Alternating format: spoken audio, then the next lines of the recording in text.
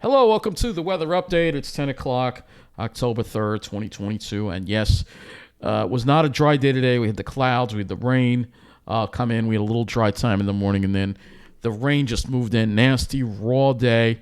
Rain was just light to occasionally moderate to occasionally heavy with this stalled storm offshore. So let's look at the current radar right now. We'll have a couple of looks at the radar here. We'll first use this radar here and to show you, wow, look at that. Some heavy rain just moved over our area. So let's go to the enhanced here, and we'll get the better view here of what is going on across the area. So, yeah, the high was supposed to build in and give Long Island a dry day, push the rain to the south. That never happened. A lot more moisture than the models were able to handle, and so it was all I got caught in it, and a lot of other people maybe who weren't expecting got caught in it as well. And it's just been raining, so it's been raining all day. Now this is good because we're finally getting some more rain on Long Island, and go toward getting the drought under control. But unfortunately, what it does mean is it's just pretty miserable out there across the area, and we've been dealing with this miserable, rainy, nasty Monday here. You can see we're dealing with some pretty strong wind gusts. Temperatures have only been in the low 50s all day long. We even have upper 40s in New Jersey. Look at that down in Ocean County. There are some upper 40s going on. So you can see those wind gusts again, 37 miles an hour. They're dealing with a lot of coastal flooding there on the Jersey Shore that they've been dealing with. And you can see here, so pretty just miserable conditions outside. And we just look at what the day was like. Islip 50, and we'll just look at what the day was like at Islip. And you'll see here just pretty much right around the low 50s. That's all we got up to today. That's almost 20 degrees below the normal high for the day. And yes, they have not put the heat on where I live, so I have no heat. 61 and 62 in my apartment. But you can see the rain here continuing to fall, and those wind gusts as well. So, yeah. You see, that's a gust of 31. These buoys. Wow, look at that buoy. It's got a gust of 45. Yikes. Let's see if we can get some wave reports from that buoy. No, it doesn't have any wave reports, but man, that's actually gusted to 47. So, yeah, this storm is quite interesting, the storm we have offshore. Here's another one, northeast at 34. Wave height nearly 10 feet. Yep. So, yeah, got 10 to 15 footers out there. And, of course, it's the Jersey Shore that's getting it worse. We have the northeast wind, which tends to help a little bit for our shores. But for Jersey, they've been dealing with a lot of this 45-mile-an-hour gust there at Stony Brook, too, as well. So let's take a look at these rainfall amounts here that we've gotten. And we'll take a look at a few of them. So first we're going to do the 24-hour rainfall. All right. And we're going to show you the 24-hour rainfall for Long Island here, and you can see here we've gotten roughly a half an inch so far. Not that much out in West Hampton, which is kind of surprising, but I guess the dry air has been hanging tough. Let's take a look at this radar again.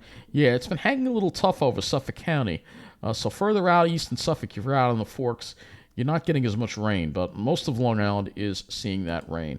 And you'll see anywhere, most areas have gotten about a half an inch. Hasn't been particularly heavy, but it's just been windblown and just like a nuisance.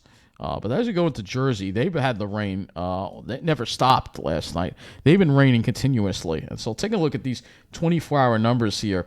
3.23 inches in Toms River, 2.74 along the shore. You got 3.8. There's been a lot of coastal flooding in New Jersey as well in some of these areas. So 2.36. Pineland's really getting nice. There's no more drought over there. That drought is gone. Now we went from have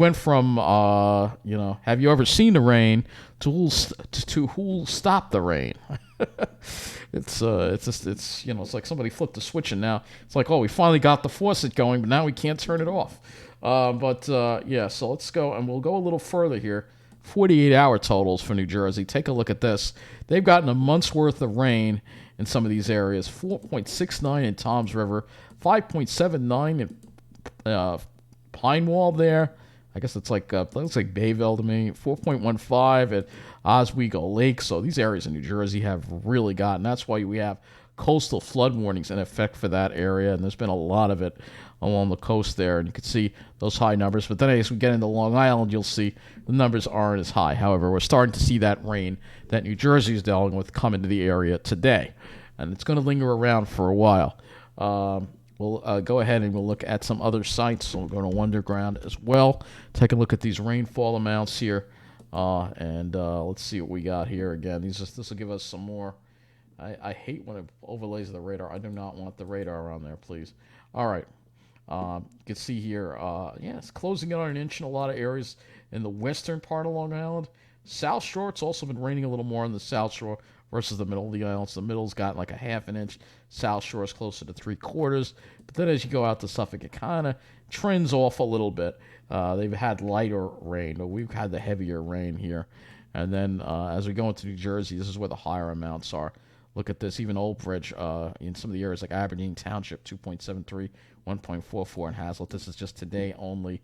2.64 in Brick, 3.03 in Lakewood. It was a 6.78. I don't know if I'm buying that one, but a 3.37 in Toms River.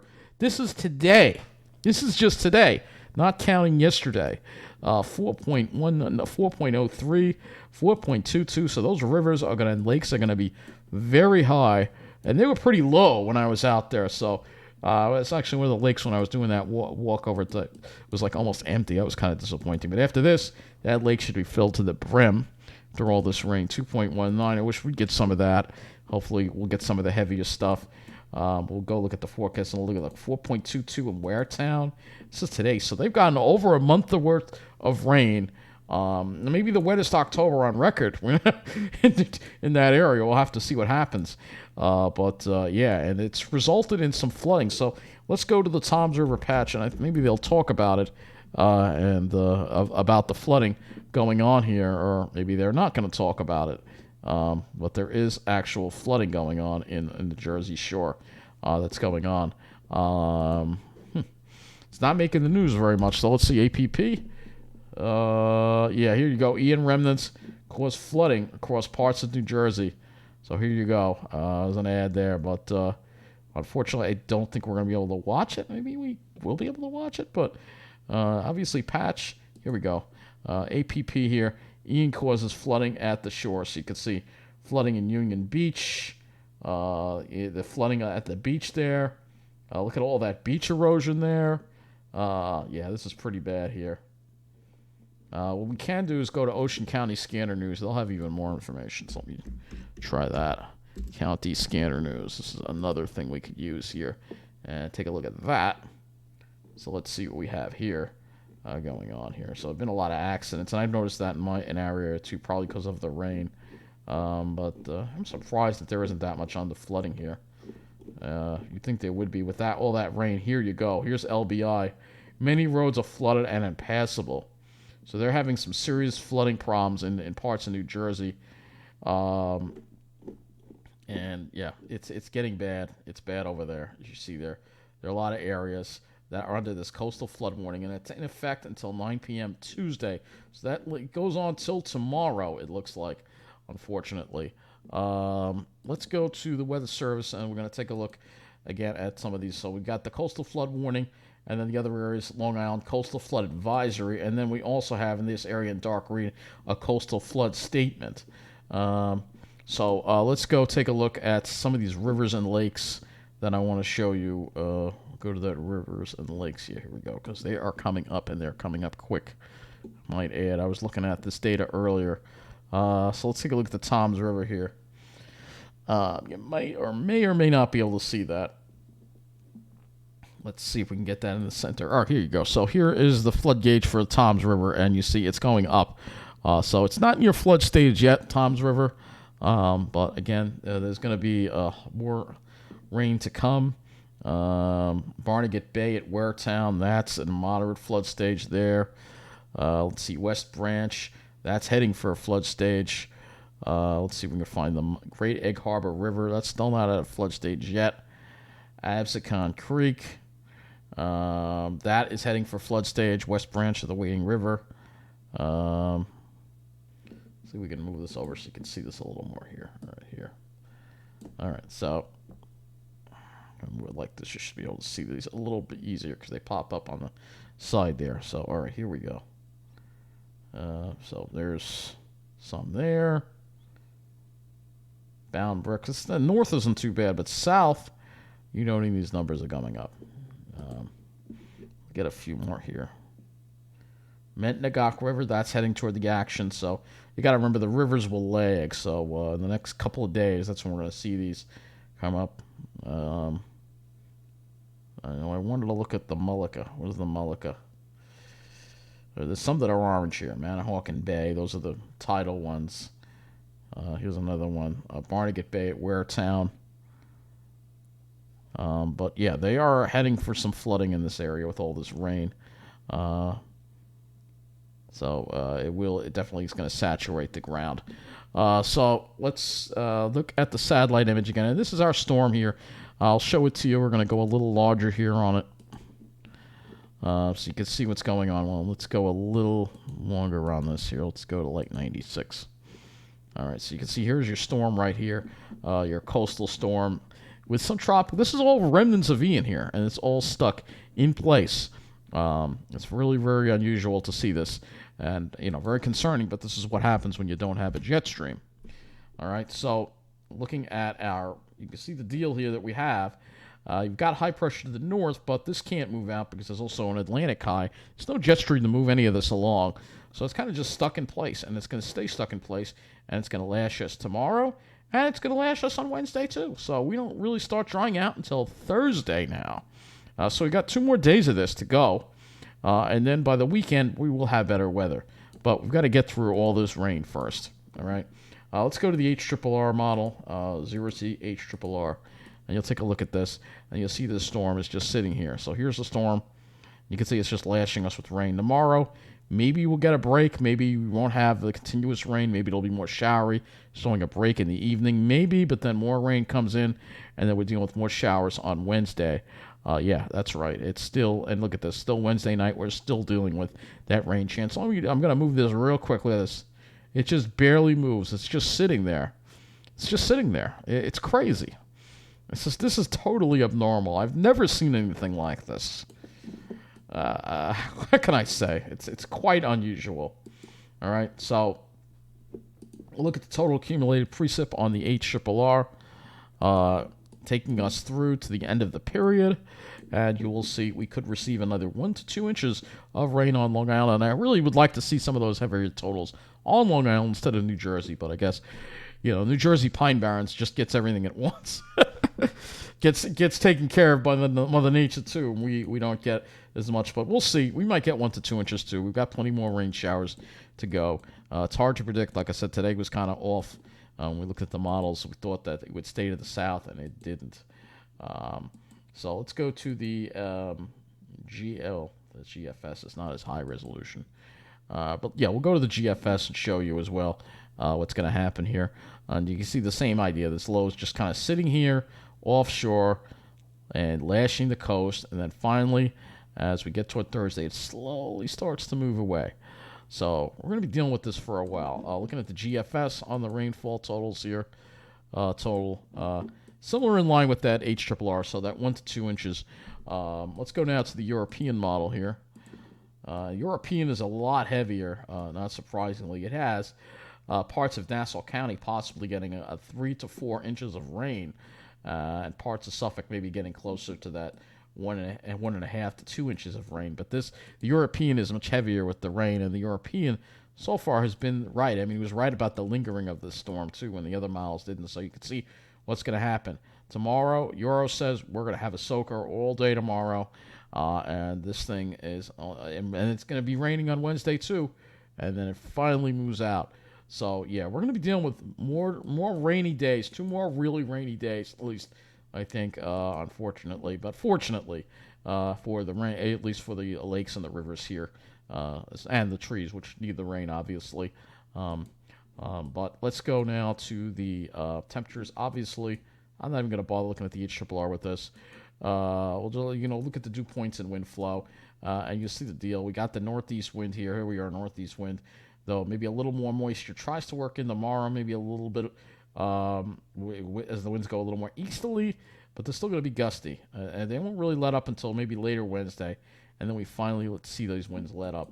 So looking at the GFS with our wind flow here, let's go to the we already looked at the wind flow, but let's look at the actual wind speed map here. So you see the deal here. And these winds are going to be, it looks like the worst of the wind is today, and then lets up a little bit tomorrow.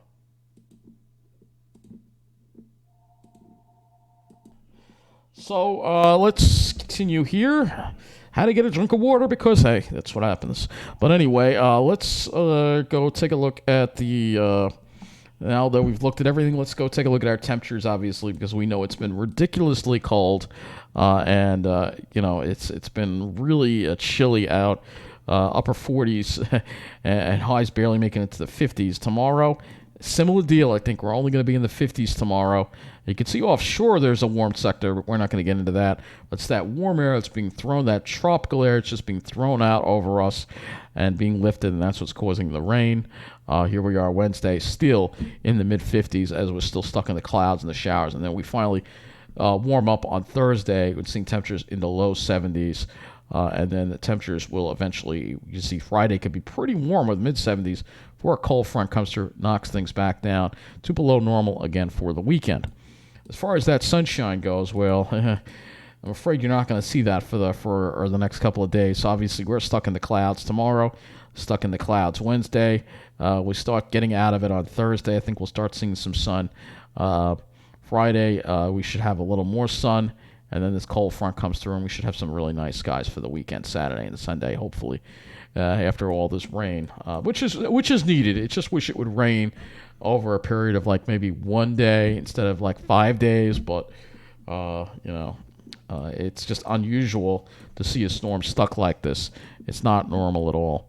And again, I'm going to show you the jet stream, show you why this is happening. So if we go to the 250 MB wind, you'll see we don't have a jet stream here. Nothing to really move this thing out of the way here. You got a kind of a split jet stream, but it's just a complete mess.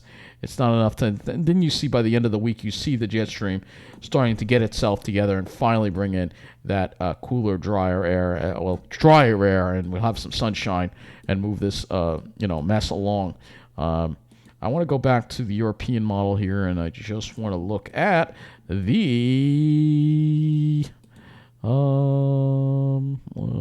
winds here. Yeah, European. So let's go to the wind again. We'll look at the European on this with the wind again to show you the winds here. So winds are at their worst tonight. I think that it does look like they do subside a little bit tomorrow, but still on the Jersey Shore, you're going to have that coastal flooding. And then finally by Wednesday, even though the rain will be lingering, we'll see less of that wind around as that low weakens and finally moves away. But I mean, what a thing! I mean, it's just to see it sit there for so long is just really just crazy. So again, let's go take a look at this, and you'll see here. Here you go. There's that low sitting there, just sitting there. Yep. So there it's just sitting there, and then finally moves away. But look at that thing it's just sitting and spinning. How crazy is that? When you move a model really fast and you see a low just sitting and spinning like that. It's just so unusual to see that in that spot especially. So yeah, very unusual to see. But that is what we're dealing with right now, unfortunately. So that is what we will be continuing to deal with. And again, for those along the coast, the Jersey Shore in particular, are dealing with the flooding, and it's really bad over there. This is not at all normal. Again, you have coastal storms. They are common at this time of the year, but they come and they go. They don't just sit there for 5 days.